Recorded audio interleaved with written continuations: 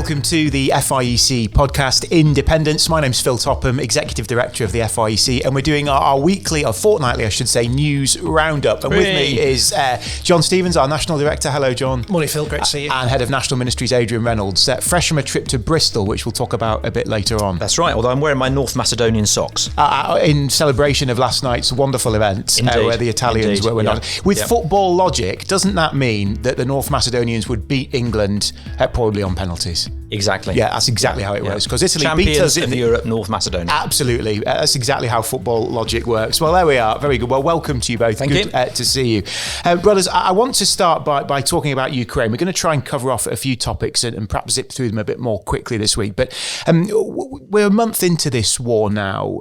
One thing I've really been struck by this week is how President Zelensky has conducted himself. He seems to be visiting different countries electronically, joining in kind of events with different politicians on Zoom, and he's able to win the room and win people to his position. I think he's looking like a real statesman and is doing an amazing job.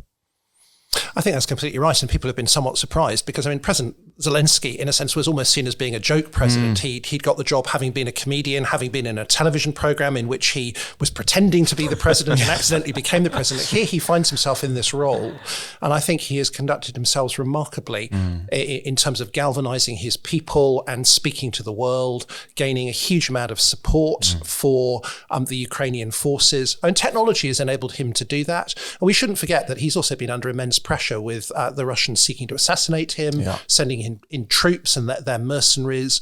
And I think what he has done is galvanize the conscience of the world to recognize the way that the Russians have invaded Ukraine, the appalling way that they're treating the people, the way that cities are being sort of shelled and destroyed, and in the way that many great leaders in the past, Churchill would be the obvious example of a man whose rhetoric galvanized a nation at a moment of great peril. Zelensky has been able to do that, and he's proved himself to be a great leader who has galvanized his people. He's a good communicator, isn't he? How much of good leadership do you think is good communication? The two are very closely linked together, aren't they? And I guess his communication skills may come from his background in performing arts, but he is a good communicator. And I think you've got to have both of those. If you don't have a strategy, communication won't carry you through. But in something like a war in the Ukraine, it's essential to galvanize the nation. I think President Putin thought that Ukraine would fall apart, that there wouldn't be the level of patriotism and support, there wouldn't be the determination to defend. So one of the things that so struck me has been the way that Ukrainians have been willing to fight for their country. Well, I struck last night watching on BBC a kind of a sort of an interview with some guys on the front line who'd gone into the army and were now day by day, manning foxholes, keeping the Russians at bay, beginning to push them back. Nobody would have guessed a month ago that Ukraine would have been able to resist as strongly as it has done. And as much as anything, that's been because of the determination of the people, their willingness to fight for their country, the patriotism they've shown. And Zelensky has inspired that. He's been able to galvanize the army and the people in this conflict. Yeah, but I was going to say, it's not just the army, though, is it? These are conscripts who basically were ordinary Joes, if I can put it like that, literally 5 weeks ago, and then now they're at the front line of a battle. Absolutely, and people have been willing to take up arms, very little training. But behind that, there's also a significantly well-trained army that's able to organise the strategy. So at least they're integrating into trained forces. But very ordinary people, kind of teachers, we've seen people from churches who've gone on into the army. So, Adrian, I think you were speaking to someone who'd gone into the army from a seminary in Kiev. Yes, it's almost difficult to imagine, isn't it? Impossible to imagine what one would do in that circumstance. There's an interesting just aside there, which is I think in the past, often in wars and conflicts where Christians have been conscripted, they've often served as non-combatants, haven't they? I think especially the First World War, Second World War to a certain extent, a lot of non-conformists served as non-combatants. What do you guys think about, what's the Christian's role then? Country's invaded, you're called up. Should you be willing to fight? God, that's a good question, isn't it? Well, I think Christians generally in history have been willing to fight, at least in the defence of their own country, against unlawful invasion and all of the ways that people suffer as a result of that. I think there has been a long tradition of people in a sense, being unwilling to serve. But I wonder if that's actually been bound up with kind of concepts of Western imperial wars that people didn't want to get involved in, particularly in the First World War and then at the beginning of the Second World War. You don't want to be the aggressor. So there's a difference between what you might call a just war of defending defending yourselves. Interestingly, when I was growing up, I went to a United Reformed Church as a kid. The minister had been a sort of somebody who was a conscientious objector in the Second World War, so that had been his position. And it wasn't just a nonconformist thing. We have to remember John Stott himself was a conscientious objector in the Second World War, and instead kind of stayed in Cambridge and studied and prepared for ministry. I think, though, that in the Second World War, there was actually perhaps more of a reaction afterwards when people discovered the reality of how Nazi Germany had kind of behaved, and when the Holocaust and the atrocities became available. In the First World War, I think there was a general feeling that this had been an imperialist adventure at immense cost. After the Second World War, maybe there was a re-evaluation, and people thought, no, this was a war that needed to be fought because of the sheer wickedness of the enemy. So I think for many Christians, it might depend on the justice of the cause that they're being asked to serve. Yeah. And I think the other interesting narrative thing in terms of people serving in the Ukraine is the number of people who are interviewed in press or on TV, whatever it may be, who say, we're willing to pay the cost. That there's an acknowledgement and a recognition that actually to serve is quite potentially going to be costly. Yeah. Possibly even laying down their lives. And I know Putin has, taken the Bible quote, hasn't he, and used it really quite awfully. But actually this concept of being willing actually to suffer and sacrifice in service has been a key motif in people in Ukraine taking up arms. And it's obviously a very strong biblical theme, isn't it? And I wonder actually if it's a reminder to us that following Christ and fighting in the spiritual battle we're in is costly.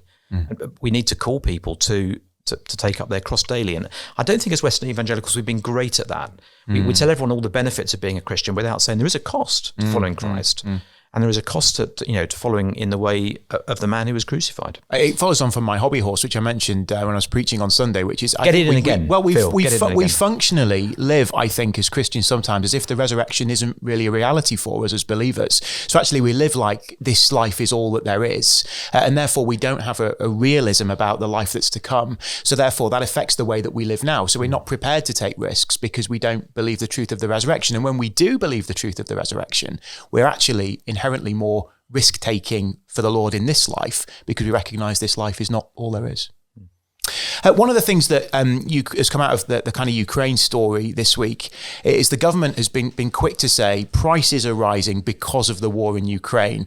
I don't think that's quite true. What do we make of the spring statement from the Chancellor this week? There's a large element of truth in it. There's some truth in it, but it's not the only thing because prices were rising before Russia invaded Ukraine. They were, although partly that was in response to sort of the increased tension that there was in the world. So we get a lot of our oil still from Russia. Western Europe does. We get a lot of our wheat and barley from Russia and Ukraine. I mean, those sort of places are the breadbasket really of Europe in many ways. And so there is pressure on prices, I think.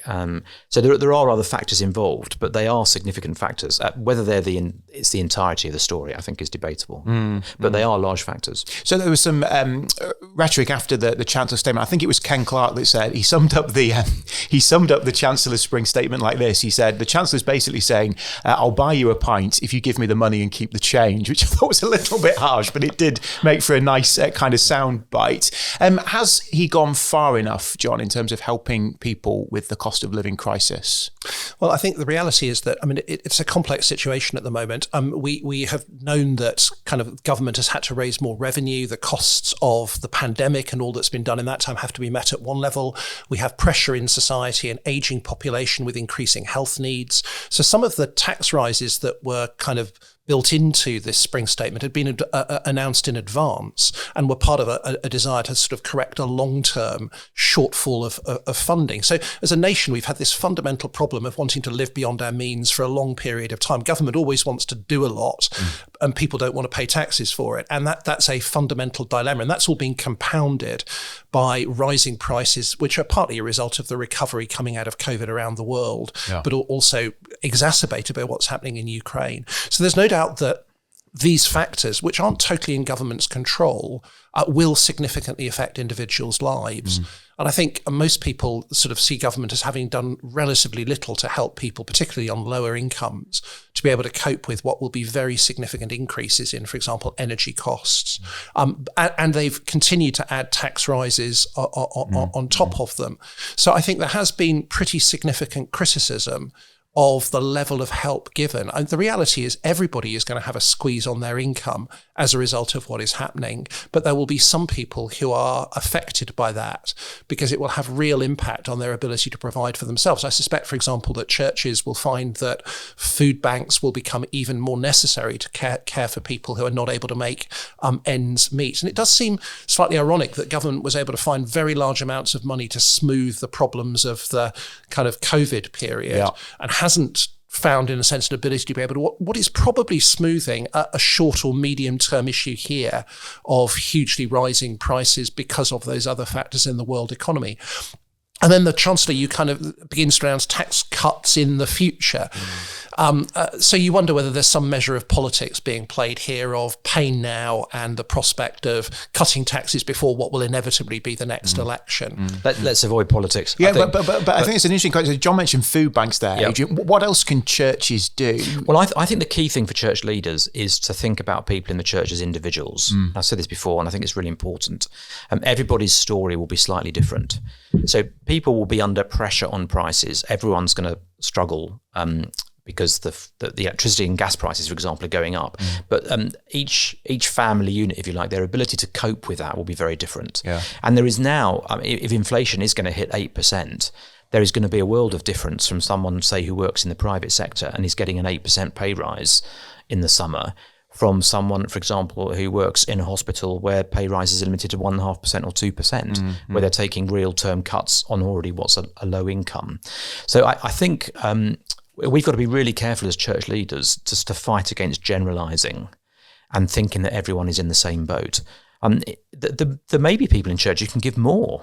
You know, they've got a generous employer, perhaps their family circumstances change, they're able to actually give more. And so just saying that everybody's going to be straightened isn't going to be true. But also looking at people who are managing and getting by and saying, well, everybody should be able to manage and get by, that's also a nonsense. So it's absolutely critical, actually, as with all pastoral issues, that we deal with individuals and we don't just kind of generalise across the spectrum.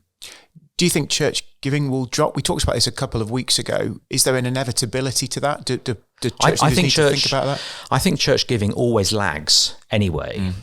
So I'm just thinking about my own giving. You know, every time I get a pay rise, do I review my standing orders to the church? Probably not enough. Not regularly enough. Or immediately. So I think there's always a lag anyway. So I think that there's that inbuilt lag that's going to affect people. So, you know, will people be thinking inflation's gone up 10% or whatever it is, 8%, I should be giving increasing my giving to the church 8%? I think probably not. So there is going to be that hit. But I think inevitably there will be people who feel that they can't give quite as much. And I think in those circumstances, we need to have a New Testament theology of giving, not a Mosaic law theology of giving. So I think the rigidity of saying you must give 10% and that's your measure, that's not, I don't think, the New Testament measure. The New Testament measure in 2 Corinthians 8:9 is generosity out of affordability, or just perhaps a little bit more if you take the lesson of the Macedonians. So I think actually we need to show grace towards those who say, well, I can't afford 10% now, if that was perhaps their guide before. I think generally we should be encouraged that actually often giving of Christians holds up remarkably well, despite the circumstances. Which it did in COVID, as we said a couple of weeks ago. Which I think is because for Christians, they do want to give to investing in the work of the kingdom. There are other areas of their expenditure that they might cut back.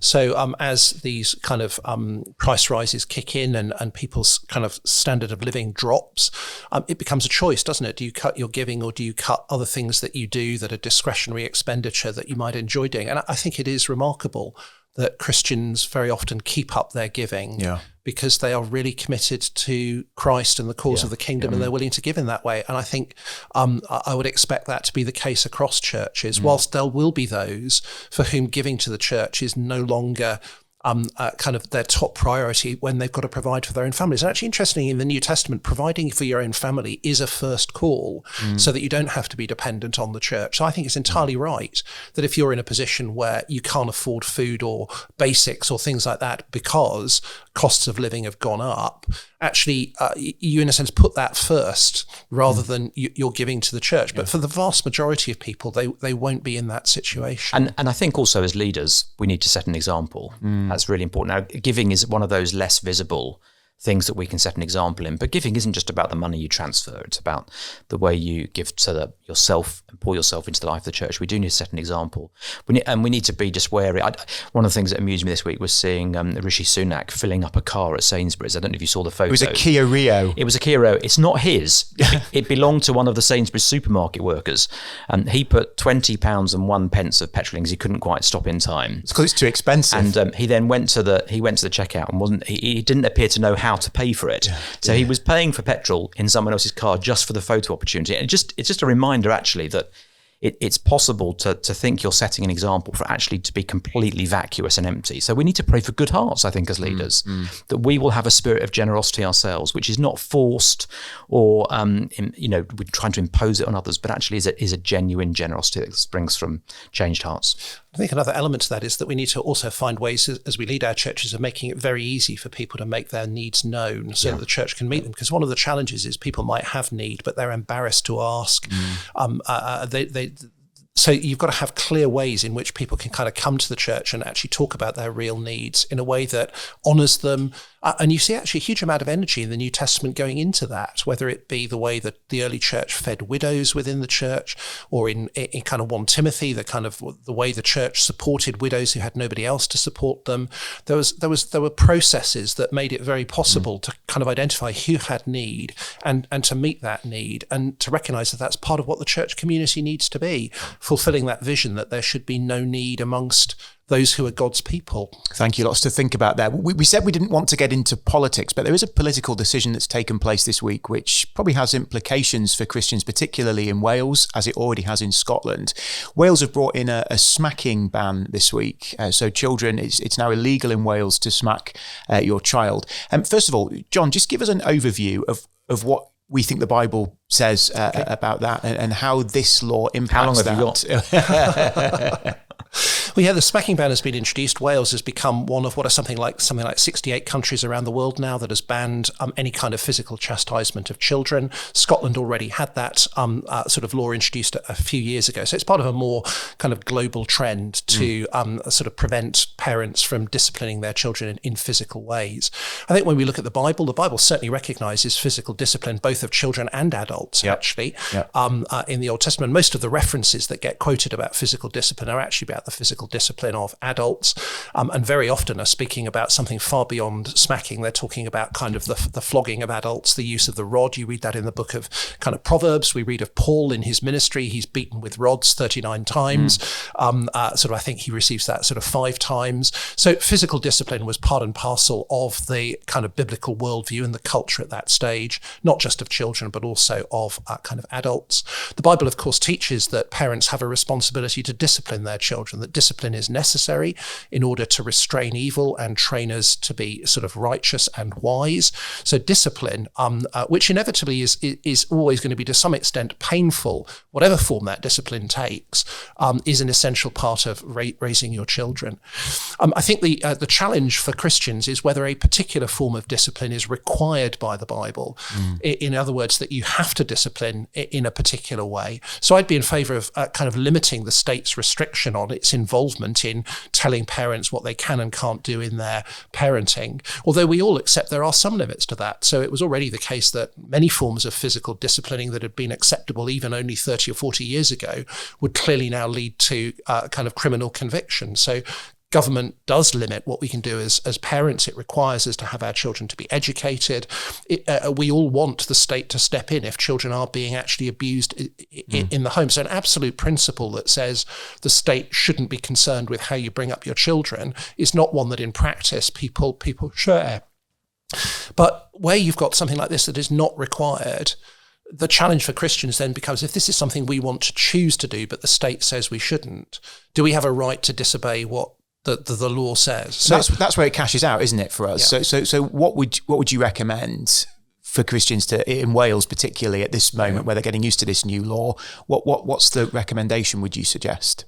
Well, obviously, individual Christians have got to make their choice for themselves, knowing what the consequences might be. So in Wales, if parents choose to smack their children and that's reported, they risk a criminal conviction. That would have huge implications for their ability, for example, to work with children, work in certain sectors. At its most extreme, governments could choose to intervene and take children into care if they felt that they were being mistreated. So I think if you had a parent who was persistently smacking their child and refused to obey the law, in the end, the state could take that action. So it's worth saying the decisions you make have to be made in the light of that. It seems for me the crucial question is this an area where following Christ requires us to disobey what the state says? And personally, I'm not convinced that that's what the Bible teaches. I'm not convinced that the Bible says you've got to physically discipline your children, that if you fail to do so, you are disobeying Christ. And in lots of areas of life, the state imposes on us restrictions where we can't exercise our preferences in the way that we would want to do. So for me, this is not a question of biblical obedience. This is a question of a preference that parents might want to choose to take, but the state, by its democratic decision, has taken that away. And I think that in those circumstances, actually as Christians, we want to be those who obey what the government says. We've got to have pretty strong reasons for saying that we should disobey the law. And we've got to think about what the witness of that would be to the wider community.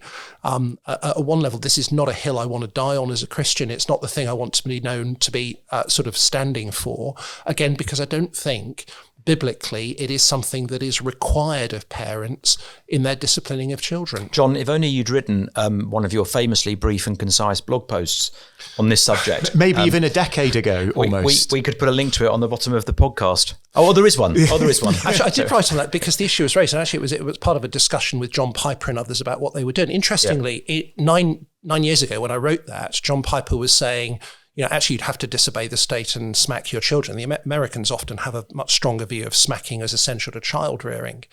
Interestingly, in a subsequent conference, he basically said when he was asked the question, if you'd smack your children, if the state would intervene and take them into care, he said, of course I wouldn't. At one level, I recognise that those in that situation are facing a much more difficult question. And at that point, you're saying you don't think this is biblically required. It's a choice. Yeah. Read the post. Read the post, I would say. It's a good blog post and well worth engaging in. We'll put a little link at the bottom of the podcast on it.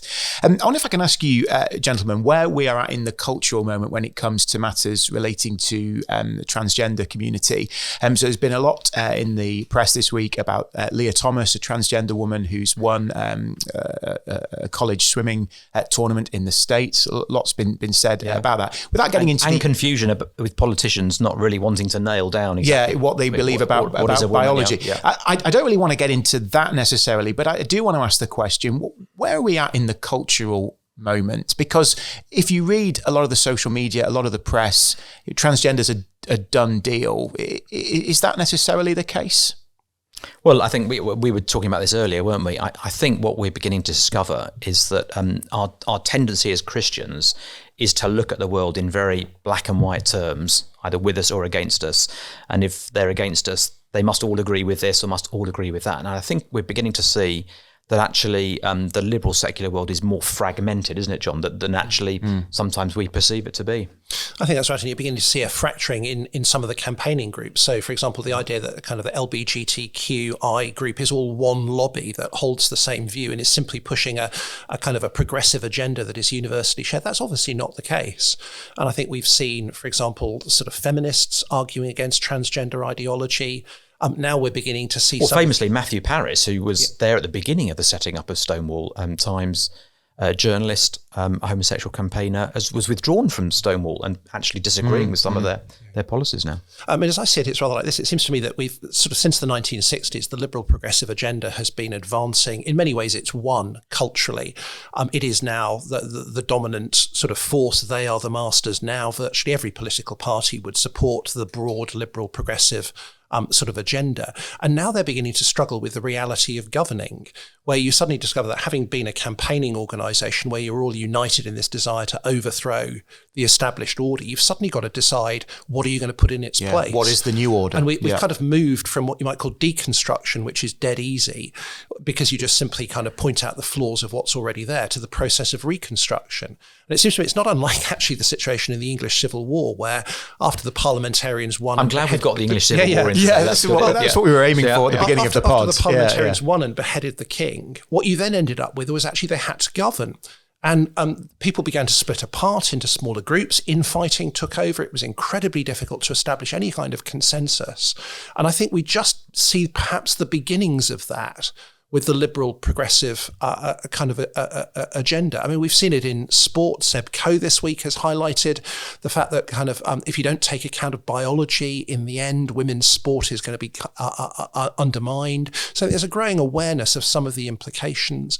We shouldn't, though, in the midst of this cultural battle, I think, forget the individuals and the pastoral pain that is felt. So it's easy for us to think about sort of transgender as just sort of some theoretical position, philosophical ideology that we're arguing about. Whereas it's very clear that there are some individuals who feel very deeply, are very hurt, find it very hard to cope with their gender identity. And we need to kind of have a compassion for that at the same time. There was also this week, growing concern about the numbers of people presenting as suffering from gender identity issues. So I think there's been a huge number of sort of people who have kind of gone to the Tavistock Clinic and are seeking help. Yeah, which has just had a terrible review, the Tavistock Clinic, hasn't it? So it's interesting, this tension that you've got a growing number of people coming, and yet actually even from within establishment circles, the Tavistock Clinic itself being given really quite a poor review of the standards of care they're providing.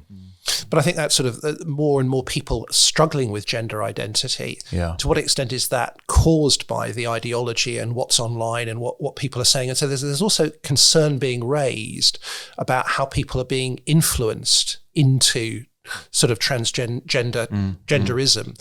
And I think particularly young girls, there seems to be a real kind of challenge of teenage girls who are sort of questioning their gender identity. So those are the kinds of issues that society is now wrestling with. And in that sense, it's not a done deal. Interesting. Wisdom for church leaders then, swimming in those ideological waters. I mean, this is what the world is feeding this to the people who are in your pews, as it were, Sunday by Sunday. Well, actually, it still begins, doesn't it, with the same, to think of individuals. So actually, especially if you've got individuals in your church, parents perhaps of children who are struggling with things, you want to be approaching it in the way that Christ would, with compassion, with care, with tenderness, carefulness, and great pastoral wisdom. So it still actually comes back to the same essential at a pastoral level, the same essential pastoral rule, which is you don't generalize, you deal with people as individuals and as part of God's good created order. And that's I think that always has to be your starting point. I think something we need to take into account there is that the church can inadvertently contribute to the problem by the way that it speaks of gender identities. So I think this separation between biological sex and gender reminds us that sometimes we can have all sorts of conceptions of what it means to be a woman, what it means to be feminine, what it means to be masculine, that we assume are somehow bound up with our biology but aren't. And actually over tight understandings of what it means to be a man or a woman actually cause people to have uncertainty about their gender identity when they don't fit with that stereotype. Yeah. I think in the past, sometimes the church has spoken of men and women, what it means to be male and female, what it means to be masculine and feminine, therefore the roles that ought to flow from that, which are actually shaped much more by culture rather than actually by anything that the Bible teaches. There's actually a spectrum of femininity and masculinity reflected across the Bible. And I think as we teach into this situation, we need to have a real awareness of that, rather than offering a simplistic kind of difference between genders that will actually only exacerbate the problems. Because people in our pews will be struggling with issues of their identity. And we've got to have a sensitivity not to say that they've got to conform to some cultural stereotype. Because actually, if that's the case, we will perhaps simply cause them to question whether they really are male or female. We've got to bring this into land, gentlemen. We've got a couple of minutes left. Adrian, I wonder if I can just ask you about what you were doing last night. Where were you this time? Where were you last night? Apart from staying in a Premier Inn somewhere. Well, yes. I was at a Passion for Life event.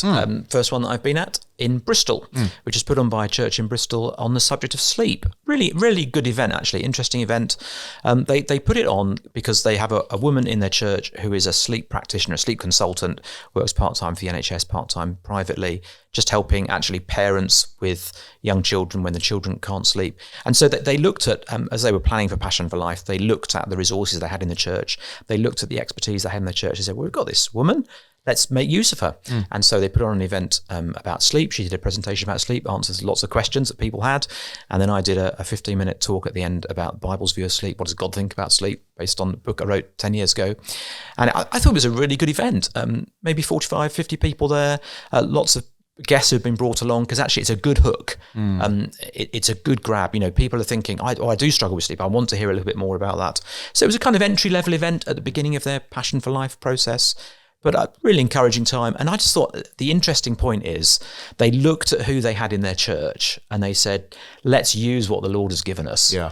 And use that as a way in, maybe as part of our evangelism, which I think is a great principle and perhaps something we don't do enough. So we could look at who we've got in our own congregations and say, how could we use that? So, for example, you've got lots of teachers in your church. Yeah. Well, lots of parents are thinking about kids' education. How do they make choices? So, you could do a really interesting evening about education, talk about maybe the Bible's view of children as a little sort of evangelistic talk at the end. And again, I think that would be an easy invite and I think would scratch where people are itching. So it sounds very ordinary, perhaps, if you're in a congregation with folk who are doing those kind of jobs, but actually there's ways you can use that to share the good news of the gospel. That's right. Fantastic. Adrian, I'm glad it was a good time. Pray that many people heard the gospel and we pray they'd ask further questions. Brothers, thank you for joining us. It's been the FIEC podcast Independence and we'll see you next time. You can subscribe through the usual channels. Thanks, Phil. Thanks, Phil.